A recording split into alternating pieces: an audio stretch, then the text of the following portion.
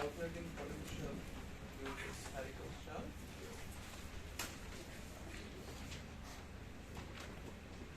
Okay, potential due to solid sphere you do yourself. Okay, you calculate electric field due to solid sphere by yourself. Why I am taking this example? I will show you how we convert actually surface charge density into the volume charge density using the Dirac-Delta function. Okay. So you take a spherical shell. Okay. So this is a shell. Let's say. So you are having small thickness. So very small thickness. Yeah. So it carries surface charges. Surface charge density. Let's go. So it's a shell. On the shell, you are having a charge density that simply charge restricted to the surface. Okay.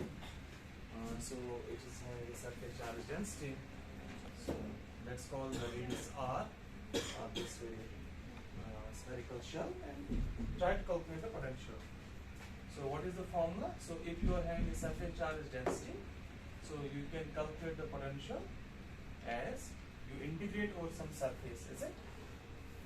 That's right. So some surface and sigma s by r minus r prime. I should put it right now. So this is how we define the potential. Okay, instead of the volume integral, you convert it to where? Surface integral. Okay, so you write it as a surface integral.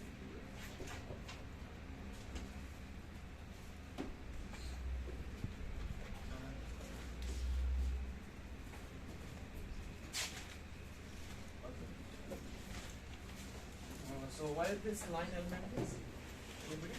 On which point we are integrating? So you can consider any arbitrary point, let's say here. Okay, let's take arbitrary point here at some distance of r. Okay, you got my point, and you try to calculate what is the potential here. This point can be outside, this point can be inside. Okay, this is completely arbitrary point. Now tell me where I am integrating, where this element is gs prime. Where?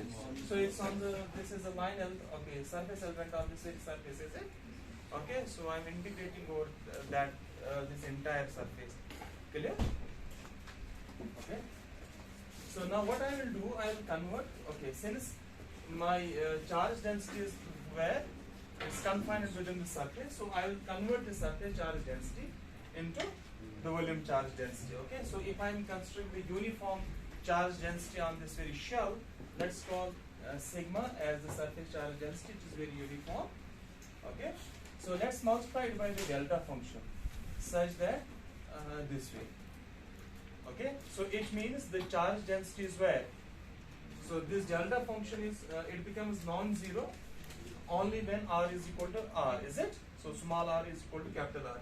So it means, so this very quantity is confined where? At what distance? R is equal to r. So what is that? So it is the surface of the sphere. Okay, clear? So what are the dimensions of this delta function? What are the dimensions? So I am considering only one coordinate. So 1 by length, is it? So tell me what it should be now? Charge by volume. So what is that? Volume charge density. So this is how we calculate. We can convert the surface charge density into the volume charge density. Okay. So now let's write the integral over the volume instead. So it will be simply dv or dp r prime.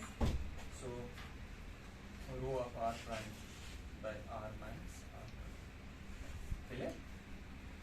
So now this formula is easier to handle than this formula. Clear? So understood what I have done? Okay, so now let's use, so this problem is having the spherical symmetry, so I will evaluate it into spherical polar coordinates. Clear? So this integral we can convert into the spherical polar coordinates. So how I write that? So it will be r prime square d r prime, then let's write sine of theta prime d theta prime, then d phi prime. Okay, so what are the limits of integration? Huh? So r, okay, let's write this way. Now what is rho of r prime? Tell me. So it is sigma delta r minus, let's write r prime minus r. Now what is this r minus r prime? So let's write it in the spherical polar coordinates. It is simply root of r square plus r prime square minus twice r prime cosine of theta prime. Clear? So just using the cosine angle formula.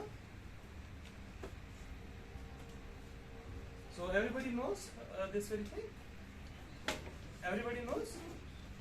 Huh? So let's say you are having, okay, let me write. So you are having a vector, let's say r prime. You are having now another vector, let's say r. Okay? So they separate and they make an angle theta. Okay? So you calculate now this vector r. Clear? So what is the magnitude of this r? So this capital R. So what is the magnitude of capital R? What is that? So it will be the magnitude of this thing, it is square, plus magnitude of square r prime square, then minus twice magnitude of this multiplied by r prime multiplied by cosine of what is the angle between two vectors, is it? Got it? So this is the cosine angle formula. Clear? So now let's integrate over r prime. Okay? Let's integrate over r prime. Clear? So why? Because there is a delta function sitting here, is it? Once I integrate over r prime will be replaced by what? Capital R. So much ever? Okay, and if you see in this very integral, there is you don't have any function that depends on phi. Okay, you can integrate over phi. What is the value of phi? So it goes from 0 to 2 pi. Clear? So if I integrate over phi, you will get 2 pi value. Okay, so it is simply 2 pi. So now integrate over r. Sorry, this small r prime, integrate over. So this r prime will be replaced by r. Okay, so it will be simply r square. So integral sine of theta prime d theta prime. Okay, sigma will come out, divided by root of. So this is 0 to pi. R square. R prime will be simply capital R square minus twice r cosine of theta prime. Clear? Everybody followed it? Huh? So just integrate. Okay. Everybody got it what I have done? Huh? Okay. So now you can put, let's put cosine of theta prime is equal to x. So you will get what? Sine theta. So this integral. So it is a simple integral now.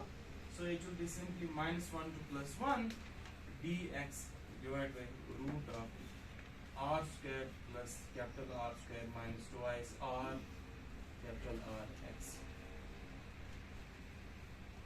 Okay, so you just put, so cosine of theta.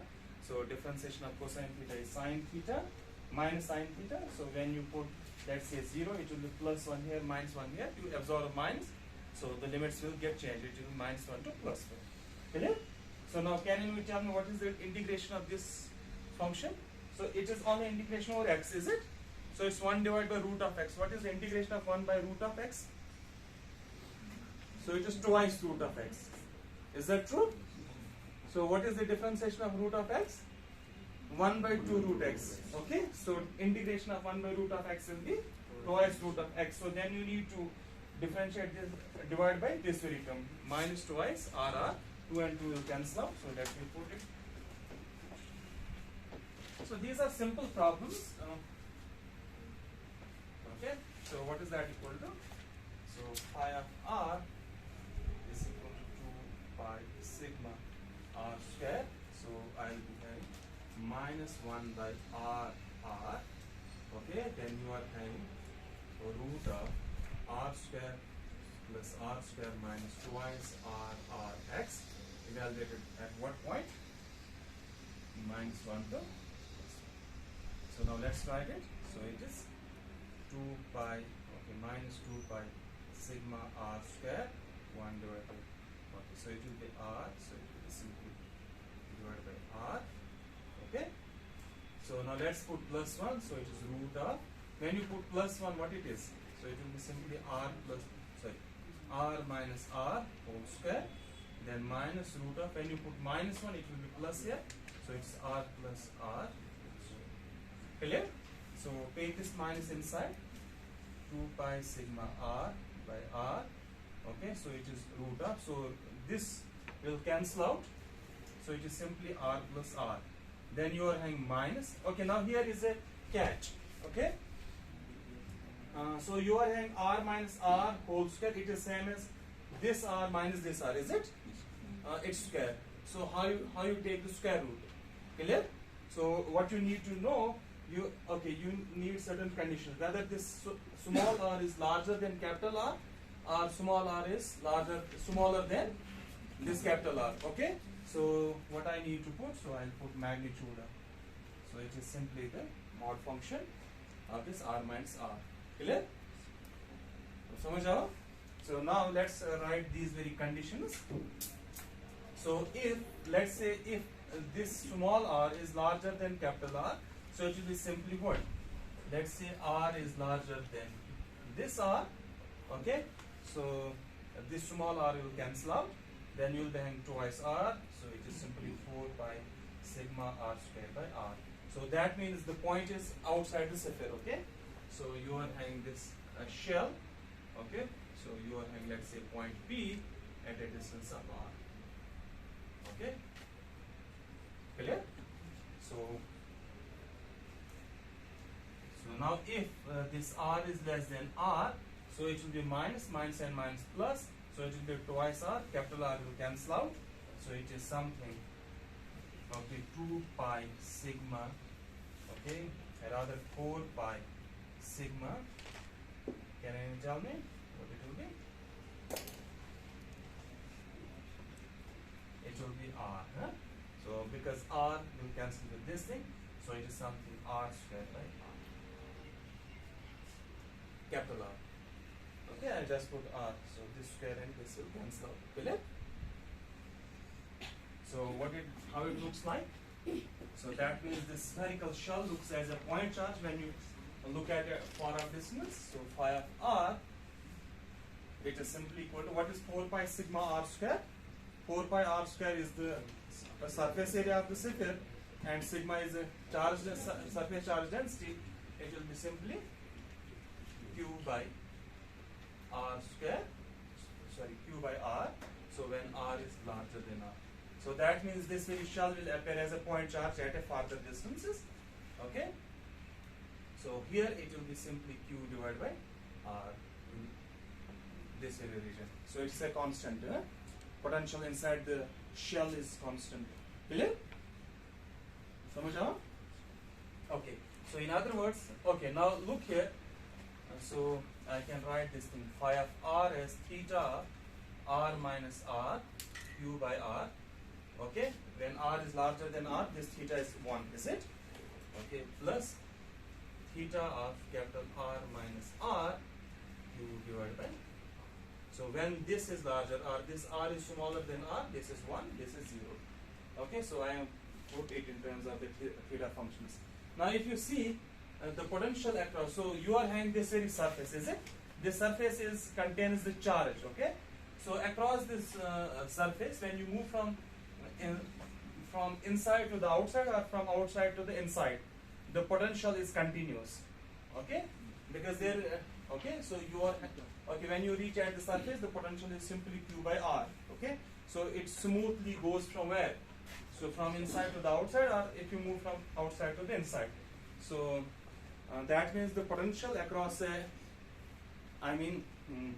across the surface, okay, that contains the charge, okay, it's a continuous function. Now let's look at the electric field, okay?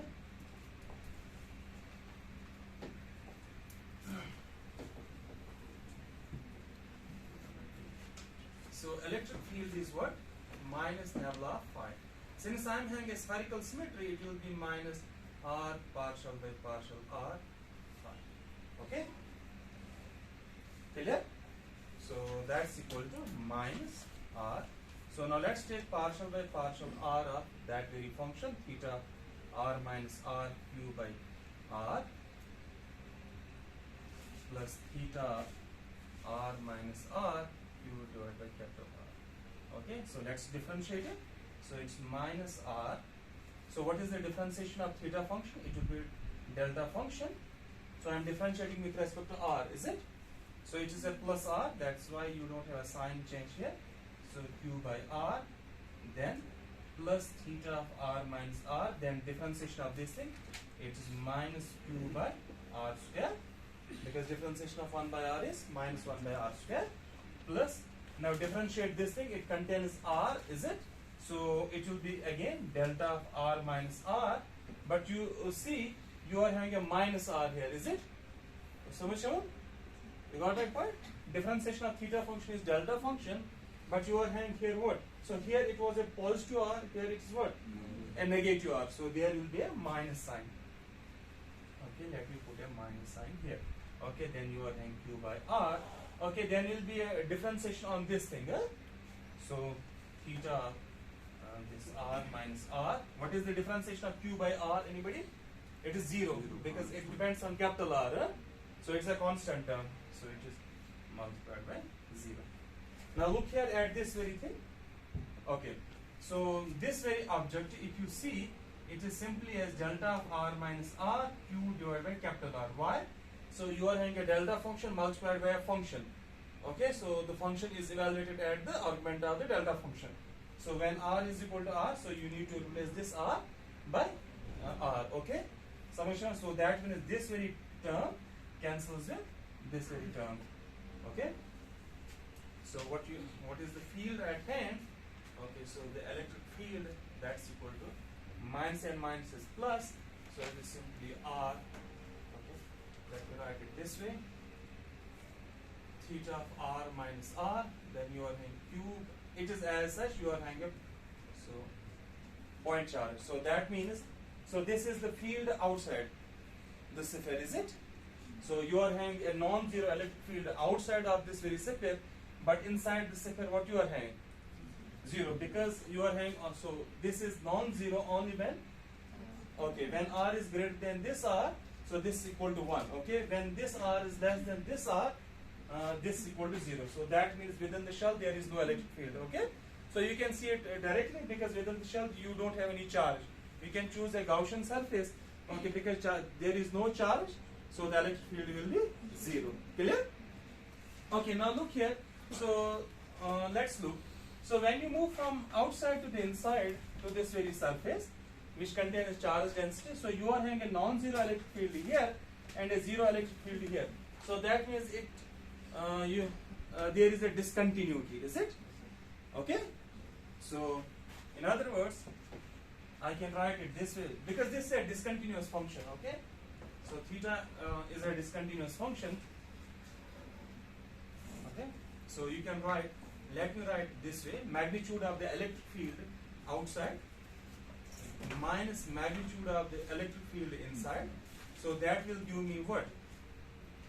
Okay. So that will give me, if it's a continuous thing, then it has to be 0, is it?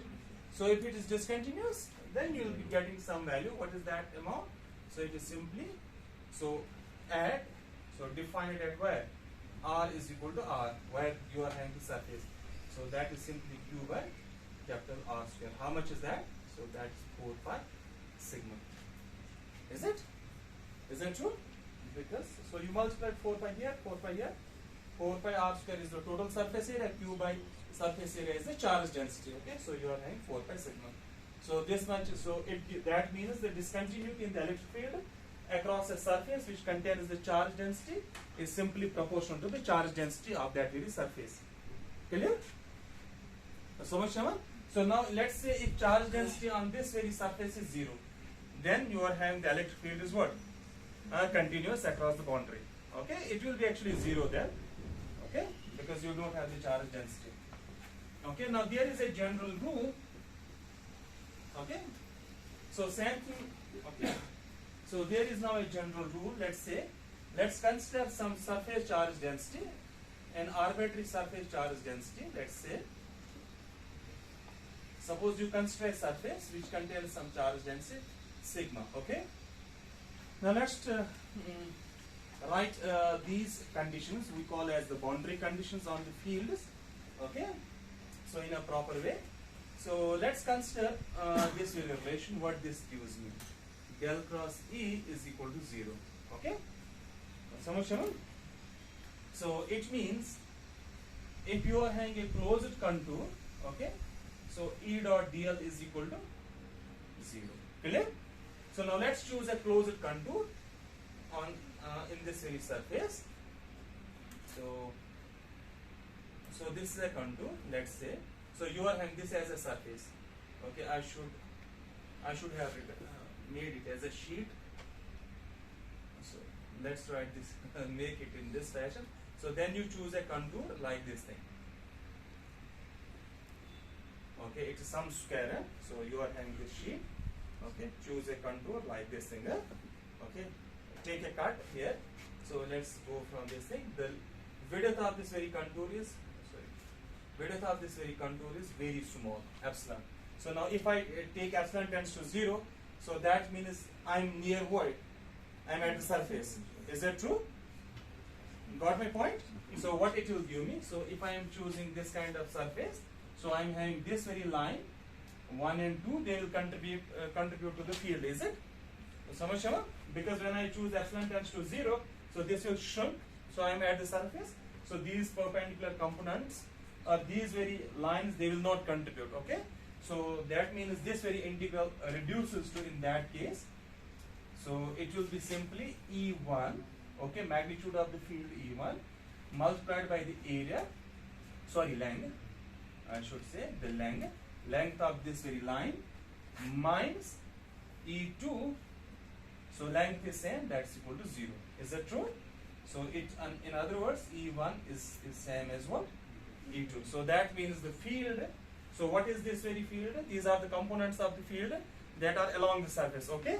Or in other words, these are the tangential components of the field. Clear?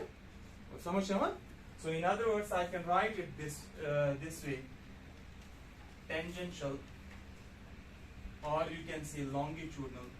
Sometimes longitudinal components of E are continuous across a surface charge density. Okay, so it means this way. So E parallel, let's say above, is same as E parallel. So you are having this very field. Okay, so you are having a surface, this component of the electric field and the component here. Okay, so they are the same when you reach at the surface. Okay, so there is no discontinuity. Now look the other way. Okay, so you can always decompose actually a vector into the tangential and the normal components. Okay, now let's look at the normal component. Okay, so you are having this very object E dot ds over some surface, let's say S, it's equal to 4 pi q. Clear? So now let's choose on this very surface, let's choose a Gaussian pillbox. Okay, because I am considering now, let's choose this box type of width, let's say epsilon, so that when I take epsilon tends to 0, I'll be getting what? Because I'm considering the normal components, I need to choose the surface area, is it? So these are actually the normal components. So these are the components normal to the surface, so I will choose this way. So now let's take epsilon tends to 0, so it means there is no contribution to the electric field from these very sides. Because they shrunk to 0. Clear? So there will be only the component like this way and component like this way. Clear? So I'll be having then, so this I can write, in other words, E above, let's say, multiplied by the area of this pillbox. Okay, so you take, let's say the area of the pillbox is A, okay, minus E below multiplied by the area, so that's simply equal to 4 pi q. So that means E above, So let me write a perpendicular. So perpendicular is the normal component. So let's put a perpendicular. So that's equal to 4 pi. When you divide Q by this A, so it will give me simply charge density. So that means normal component suffers a discontinuity when you move across a charge density. So or in other words, let's take n to be the normal.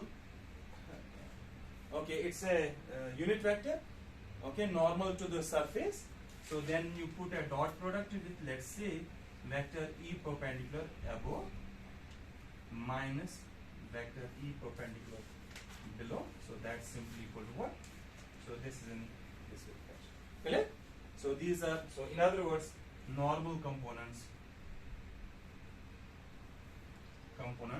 or normal or transverse components of E surface are discontinuous across a surface charge density. Clear? Got it? So these are the two boundary conditions, and we'll be doing, let's say, calculating the electric field in certain kind of situations. We'll be using these boundary conditions. So these are the main, okay, more general or the only the, these are independent of any kind of configuration, okay? What kind of geometry you are having, okay? They do not depend on the geometry, these kind of boundary conditions, okay? So, yes? Huh? Transverse, normal components. So now let's take another simplest of the examples, but we'll see how, so it gives you more insights. Let's take the linear charge density. Okay? Calculate the potential due to the linear charge density.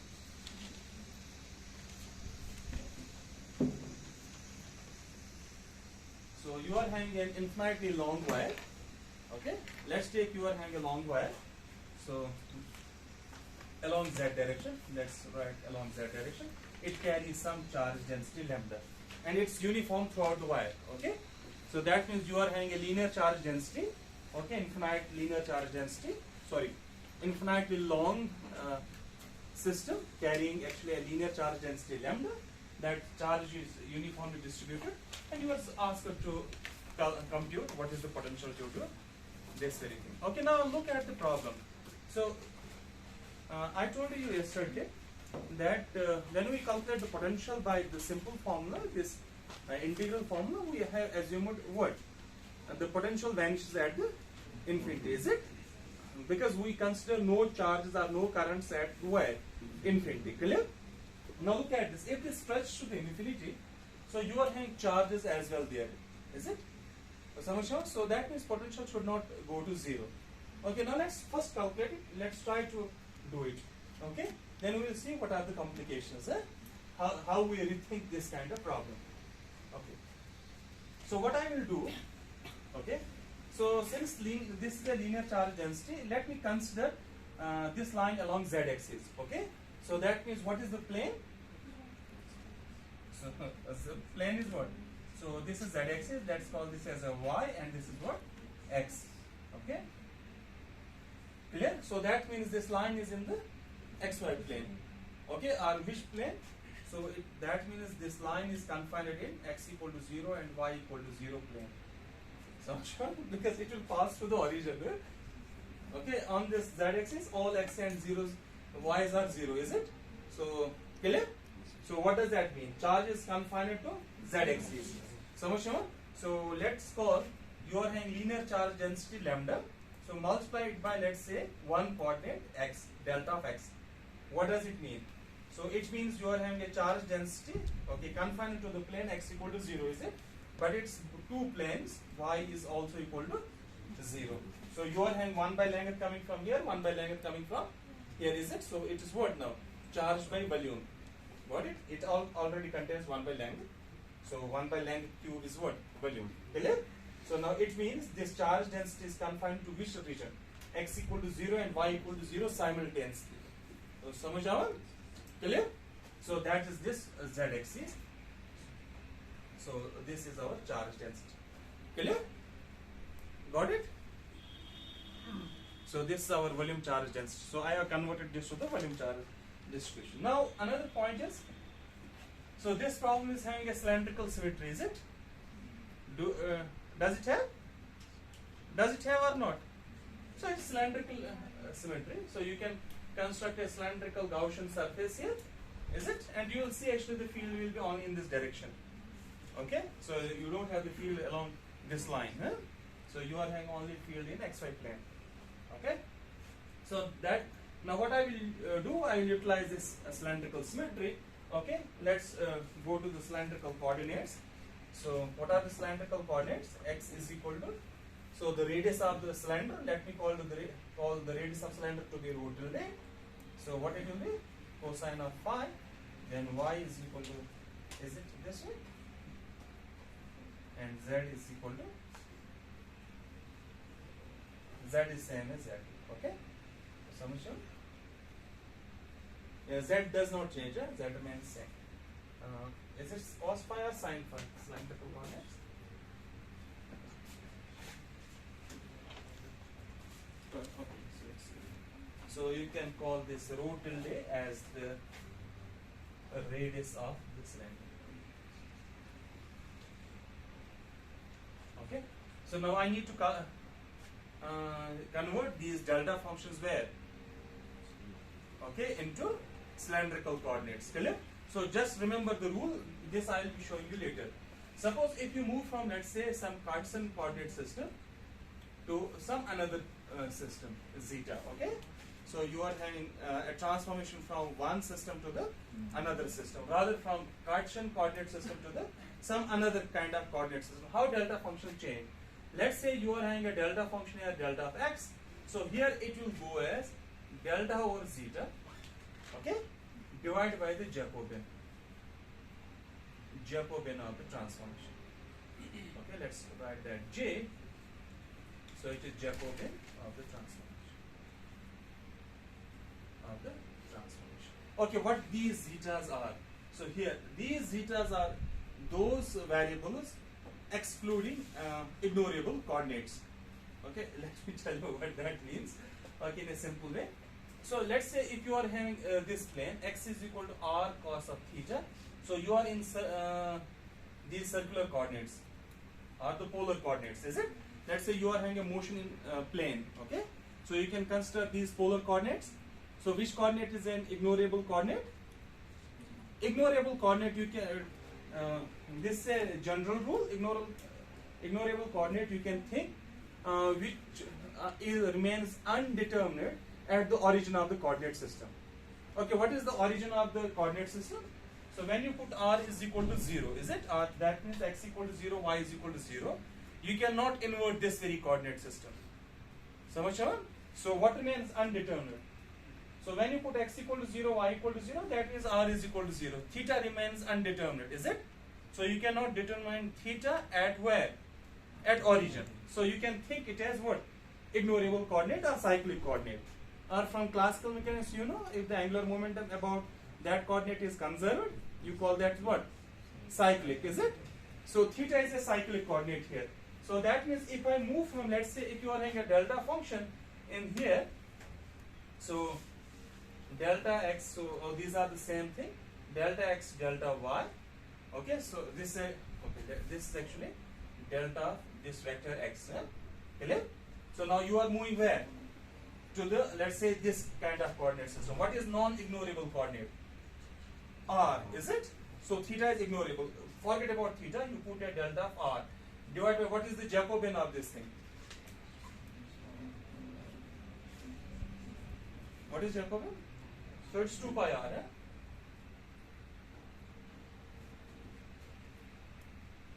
Is that?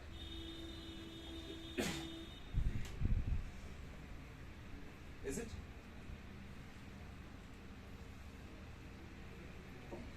So it's actually, it should be actually delta r by r. Okay, so clear? So this is how we transform it. So is this the same thing? So let's take in the spherical polar coordinates. Okay, what are let's take this delta of x. I will. So you can write it as a delta of x, delta of y, delta of z. Okay. So what is that equal to? So when you go to spherical polar coordinates, what is non-ignorable coordinate?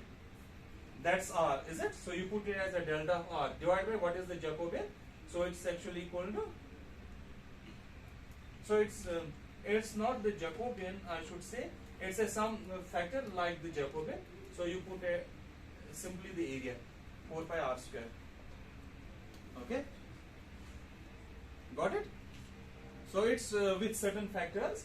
So that's why. So I have generally told you. So remember it as a Jacobian. Okay. So this I will be going to show once I will take the Green's functions. Okay.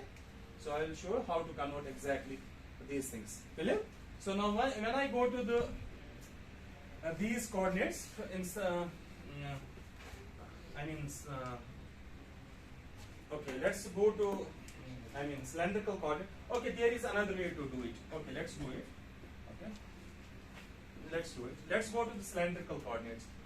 Okay, so I will write in cylindrical coordinates this delta x, so which is actually equal to delta x, delta y. So let's write it as a proportional to a delta rho tilde, because I have told you. So you just take only the coordinate which is non-ignorable, is it? So rho tilde, phi is an ignorable coordinate in that case. Let's call C as a constant, is it? Or some constant of proportion which we need to figure out. So what is the, now tell me, so this delta x, so over some area, is it? So let's say dx dy, so that's actually equal to, that has to be equal to 1. Is that true? Is it true? So let's write it as, so it is delta of x, delta of y. So I'm taking actually, this is a two-dimensional delta function as dy. So now let's go to the cylindrical coordinates. Okay? So in cylindrical coordinates, this object is how much? C times delta rho tilde. What is this dx dy? No, what is dx dy in cylindrical coordinates? Just tell me, what is the area element? Huh? 2 pi, yes, 2 pi r, that is rho tilde, d rho tilde. Is that true? Is it true? No, I already, so this 2 pi comes from where? Integrating over this phi, is it? So it is actually the integration. So d rho, like this thing, d phi. Okay, rho tilde, okay, r, dr, d phi. Clear? So you integrate, because this does not depend on what? Phi. So you integrate over this phi, what you will get? 2 pi. Okay? So since we know integration of delta function, it should yield me 1, is it? So if this has to be equal to 1, so what it means then? So that means c into 2 pi rho tilde, that has to be equal to 1. Is that true? So if I put c into this very factor equal to 1, what I will get? Integral del like this thing, d rho tilde is equal to 1. Clear? So okay. So this is the definition of the delta function. What is c then? 1 divided by 2 pi rho tilde. Clear? So that's what exactly I was telling you. So this is actually the Jacobian. Huh? Is this the Jacobian of the transformation? Okay. So therefore I will write this rho in terms of this thing. So it is lambda delta rho tilde divided by 2 pi. Okay, so this is the volume charge density, okay, using cylindrical coordinates. Clear? So now let's calculate this potential phi. Okay, let's write phi. So it's integral rho of r. Okay, let's write now volume integral. So like this thing, r prime divided by r minus r prime. Okay, can anyone tell me what this r minus r prime is?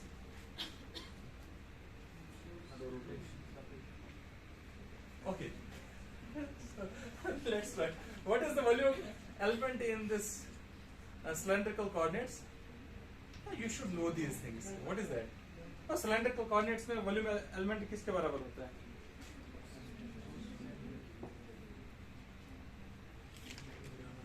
Multiply करो, चाहिए लिखो कुछ element है, area element, multiply by dz.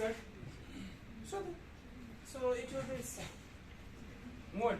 Rho tilde, then d rho tilde, then you are having d phi, then you are having dz. Because I am using a prime here, I will put a prime. Because it's a dummy variable. Huh? Clear? Now what is rho of r? So it is lambda delta rho tilde, like this thing, prime, divided by 2 pi rho tilde prime. Clear? Now tell me what this is, r minus r prime. So it is a difference between two cylindrical coordinates, is it? So now let's write what is that difference equal to. Okay, look there. So it will be simply x minus x prime whole square. So r minus r prime will be what? So it will be simply equal to x minus x prime whole square plus y minus y prime whole square plus z minus z prime whole square raised for half. Is that true? So it is in the Cartesian coordinate system, is it? Okay, so now what is x minus x prime? When I put x minus x prime, what I will get? Radius will remain same, is it? So then, so why radius will remain same? Radius will be changing. Tell me. So what I will be getting? Now tell me what this object is. Can I write this object as rho minus rho tilde prime whole square? Can I write it? Can I write it? Just look. Take x minus x prime. What is that equal to? Rho cosine of phi minus rho tilde prime cosine of phi. Is that true? Okay, sir. So similarly here it will be y minus y prime, that's rho tilde sine of phi minus rho tilde prime sine of phi. So it is rho minus rho tilde prime whole square, take common. So cos square plus sine square will be 1. So plus z minus z prime whole square, and there will be a root this half. Okay? So this will be simply equal to rho tilde minus rho tilde prime whole square plus z minus z prime whole square. Clear?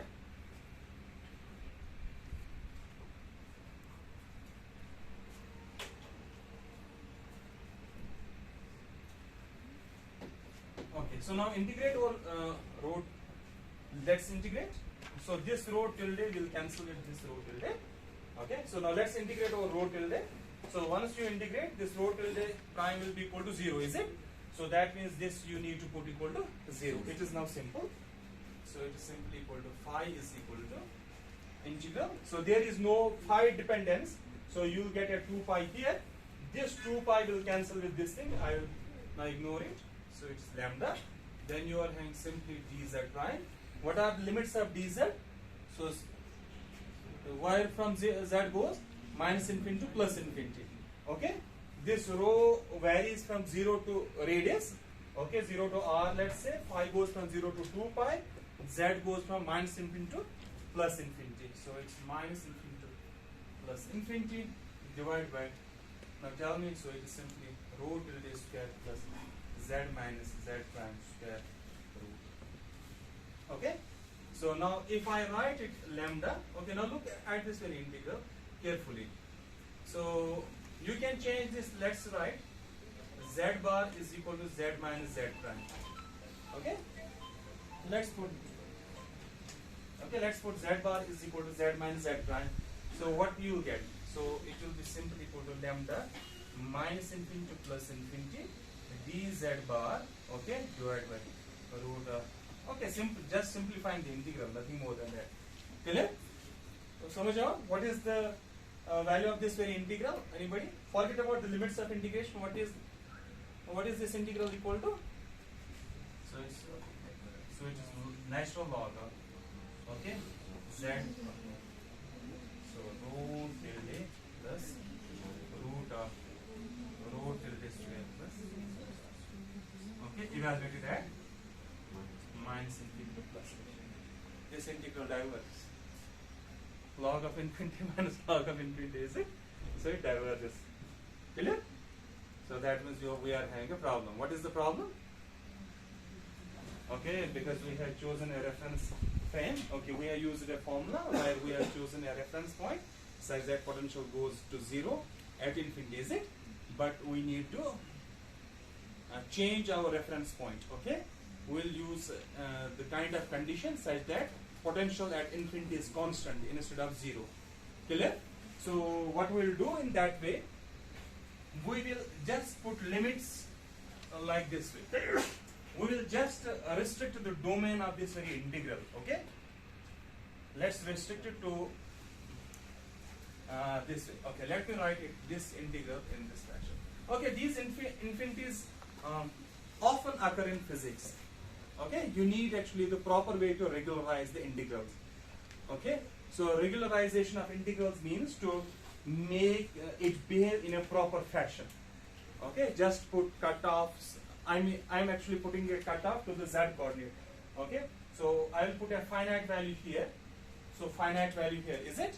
And let that value go to infinity then, is it? I will just extract the value of this very integral in the finite limit. You got my point? So this is how we do, when we are having a diverging result in physics, we just put certain cutoffs to the, these limits. Clear? Now let's say let's assume this integral is actually, let's assume this integral happens to be the integration along the momentum. Okay? So let's think you integrate from, let's say, minus infinity to plus infinity. Clear? So what that means? So you are having an uncertain relation between what? X and P. So if momentum uncertainty in the P goes large, so what that means? I am precisely locating the particle at a given point, is it? But it's not possible in quantum mechanics. What I will do, I will allow a finite extension, is it? So what does that mean? The uncertainty momentum will go down, is it? So in other words, I will allow finite momentum extension, or I'll put a cutoff to the momentum. Instead of going it to the infinity, I will allow momentum to go to certain very large value, is it? So that will allow actually to find the particle within certain range of the position instead at a given point. Clear? So this is how we do actually the regularization of the integrals. So here what I will do, I will just put like this way. So limit of some cutoff value, lambda tends to infinity, minus lambda 2, in order to extract actually the values, some useful results. Clear? So that's equal to limit of lambda tends to infinity. Although it's not an observable, okay? But I need to extract some useful result. So that's why I have done this problem in this fashion. Otherwise, you could simply choose a Gaussian surface, calculate electric field. From electric field, you will calculate what? Potential. Okay, but I started from the potential itself to understand what's actually what are the intricacies of the problem. Okay. So this will be simply natural log of rho tilde plus root of rho tilde square plus z bar square minus lambda 2 plus lambda. Okay. So what is that equal to? Lambda, limit of lambda tends to infinity. So it will be simply natural log of, put at the upper value. So it is rho tilde plus root of rho tilde square plus lambda square divided by rho tilde.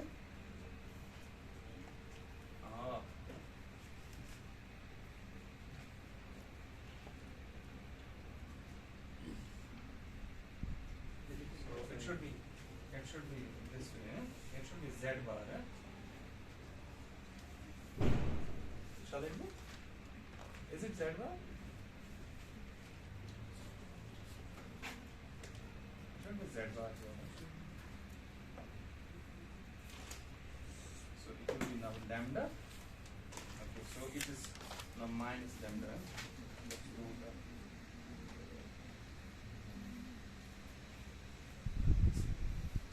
Okay, now rationalize this very object.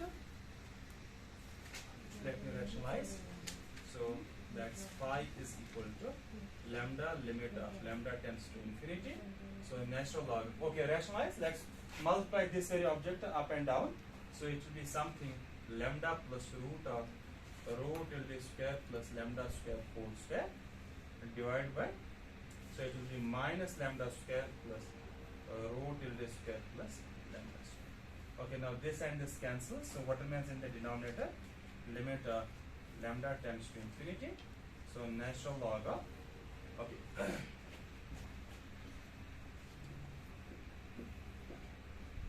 So it will be what? Now tell me. So it is, let's say, lambda square plus rho tilde square plus lambda square plus twice lambda root of rho tilde square plus lambda square divided by rho tilde square. Okay, now let's calculate what is the numerator. What is the order of the numerator? Is it? Everybody followed it? What I have done? It is simple algebra, just rationalizing. So lambda tends to infinity. I am having natural log of this very objective. Okay. So this is twice lambda square plus rho tilde square plus twice. Let's take lambda out. So it is lambda square here. So what it will be? 1 plus rho tilde, because lambda is very large, is it? Because lambda goes to infinity, is it? Samachama? That's why I have taken this out, so that rho by lambda is what? Very small. So I can make a binomial expansion. Okay? So minus, so then you put a log, so it is twice natural log of rho tilde. Clear?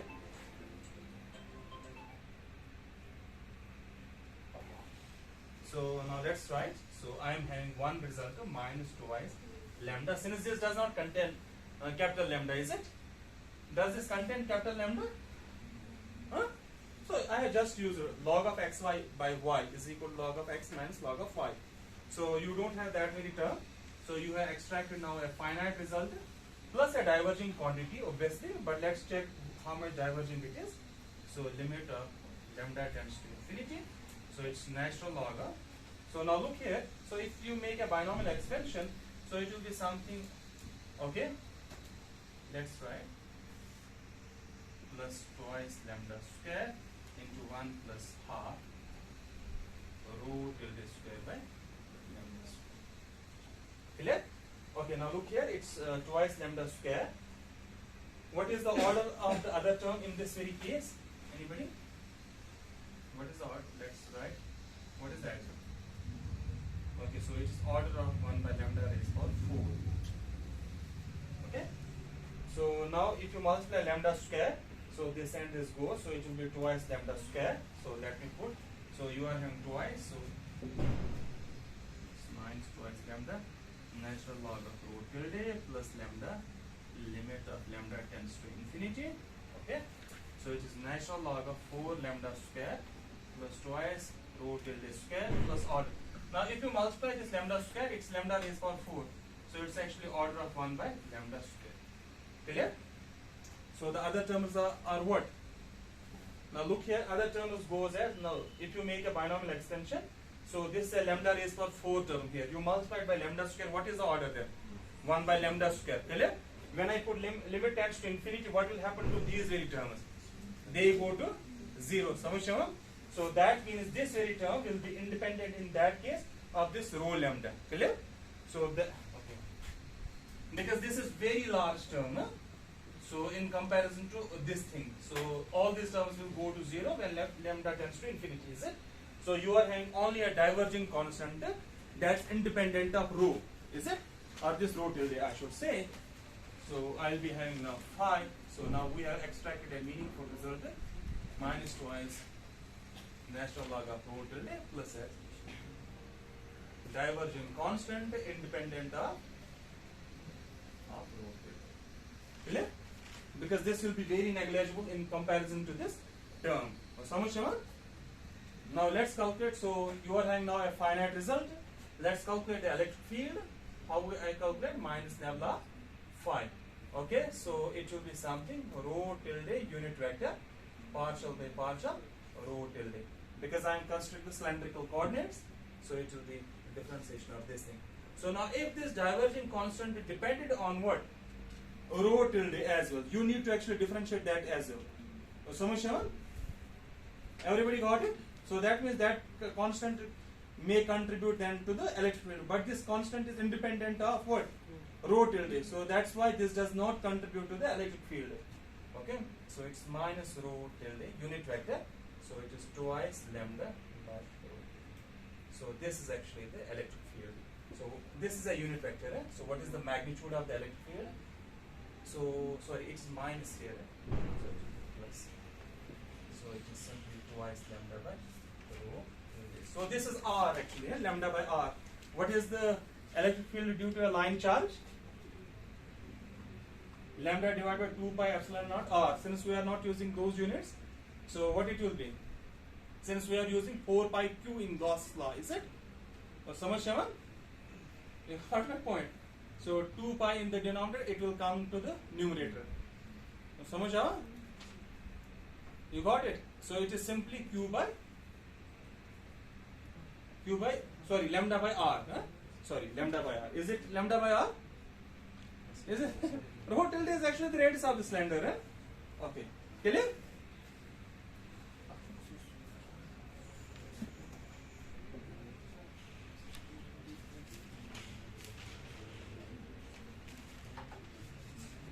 Okay.